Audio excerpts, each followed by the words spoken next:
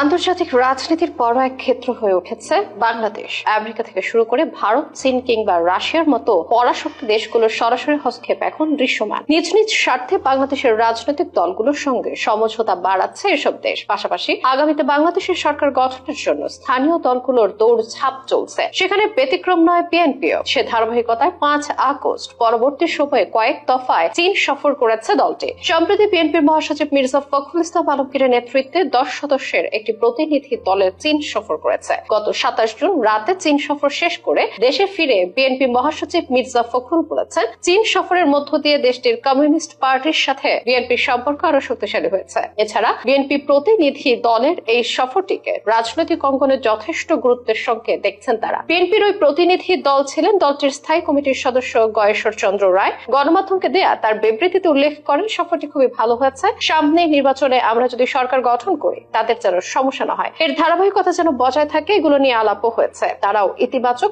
বলেছে, আমরাও ইতিবাচক ভাবে দেখছি বলে উল্লেখ করেন তিনি। কেবল দল থেকে নয়, বিএনপি প্রতিনিধি দলের এই সফরটিকে কূটনৈতিক ভাবেও বেশ গুরুত্বের সাথে দেখছেন রাজনৈতিক বিশ্লেষকেরা। অনেকেই বলছেন, বিএনপির উচ্চ পর্যায়ের প্রতিনিধি দলের এই সফর ভবিষ্যৎ কূটনৈতিক সম্পর্কের জন্য ইতিবাচক ইঙ্গিত বহন করে। এর আগে গত বছর অর্থাৎ 2024 সালের নভেম্বরে দলের ভাইস চেয়ারম্যান আসাদুজ্জামান খান রিপনের নেতৃত্বে চীন সফরে যায় বিএনপির একটি প্রতিনিধি দল। অবশ্য আওয়ামী লীগ ক্ষমতাচ্যুত হওয়ার পর বিএনপি ছাড়াও জামায়াত এবং আরো কয়েকটি রাজনৈতিক দলের নেতারাও চীন সফর করেছে। বিশ্লেষকেরা বলছেন, এসব সফর শুধু কৌশলগত আলোচনায় নয়, বড় বিএনপি চীনের সঙ্গে নিজেদের রাজনৈতিক যোগাযোগ আরো দৃঢ় করতে চেয়েছে। বিএনপি প্রতিনিধি দলের সদস্যরা চীনের পররাষ্ট্র বিষয়ক উপমন্ত্রী সান ওয়েইংডো, কমিউনিস্ট পার্টির আন্তর্জাতিক বিভাগের মন্ত্রী লিউ জিয়ানচাও এবং ন্যাশনাল পিপলস কংগ্রেসের স্ট্যান্ডিং কমিটির ভাইস চেয়ারম্যান লি হংছং এর সঙ্গে বৈঠক করেন। শুধু কৌশলগত আলোচনায় নয়, বরং বিএনপি ও চীনের সঙ্গে নিজেদের রাজনৈতিক যোগাযোগ আরো দৃঢ় করার উৎসব হিসেবেই দেখছে বিএনপি। এদিকে গত 1.5 দশকেরও বেশি সময় ধরে বাংলাদেশের রাষ্ট্র ক্ষমতায় ছিল